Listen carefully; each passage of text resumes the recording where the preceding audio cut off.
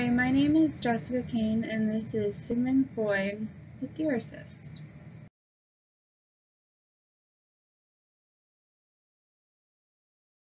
Sigmund Freud, the Austrian neurologist and founder of psychoanalysis, was born May 6, 1856. He was born in Freiburg, Moravia, but at the age of 4, he moved and settled to Vienna in 1860. Sigmund had such a love for literature, which made him excel in school with all honors at such a young age. He graduated and entered the University of Vienna at the age of only 17. His original plan for school was to study law, but changed his mind completely to study philosophy, physiology, and zoology, but his main focus was the human brain. In 1881, he graduated with a medical degree and started his career as a neurologist at the University of Vienna. But after 4 years at the university, he moved on to owning his own practice, specializing in nervous and brain disorders.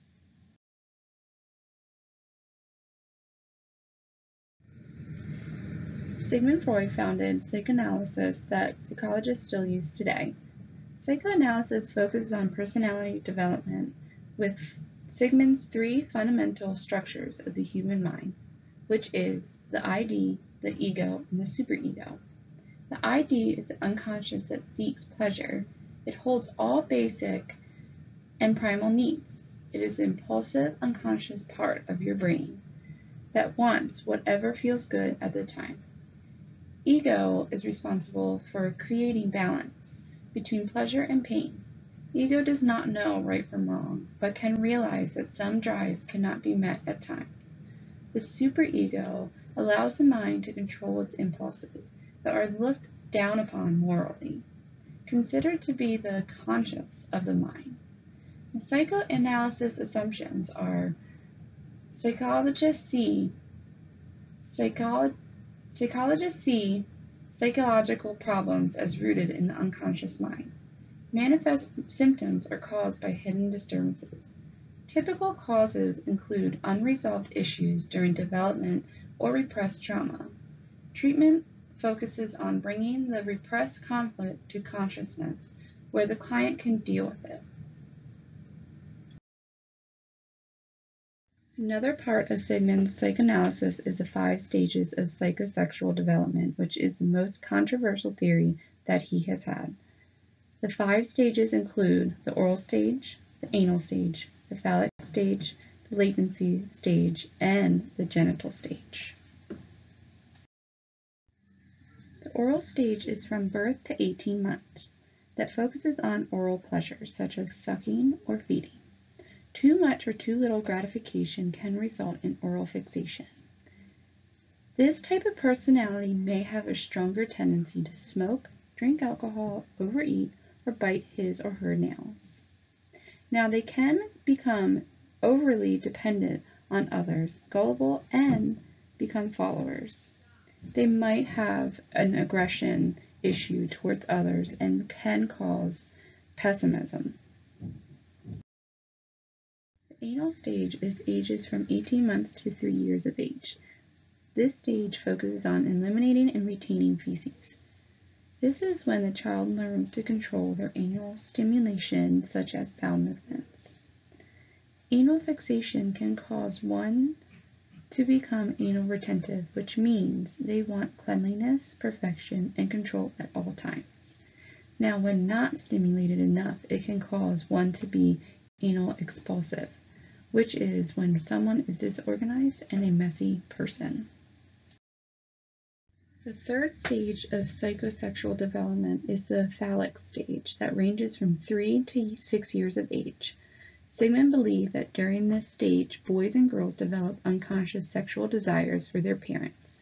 For example, boys look at their fathers as rivals to compete for their mother's affection, but on the other hand, they think their fathers will punish them for having such thoughts. Boys will eventually identify with their fathers instead of fighting with them for their mother's affection. Now, girls, however, do not have a rival with their mothers, but still can look at their fathers with more sexual attraction. Sigmund did say that fixation at this stage can cause weak and confused sexual identity, which today is known as the most controversial stage pertaining to homosexuality. Between the ages of 6 until puberty is when the latency stage occurs. Latency means hidden, which means for this stage there is no longer any psychosexual development. Sigmund thought that most sexual impulses and desires can be supplemented towards schoolwork, hobbies, and friendships, which is usually and most likely with same-sex peers. Throughout this stage, their sexual feelings for the opposite sex is dormant. However, that sexual energy is channeled elsewhere, like developing new skills and acquiring knowledge. The sexual thoughts may be there, but more so as an afterthought. The last stage of psychosexual development theory of personality is the genital stage, which is from puberty until adulthood. This is when sexual experimentation occurs.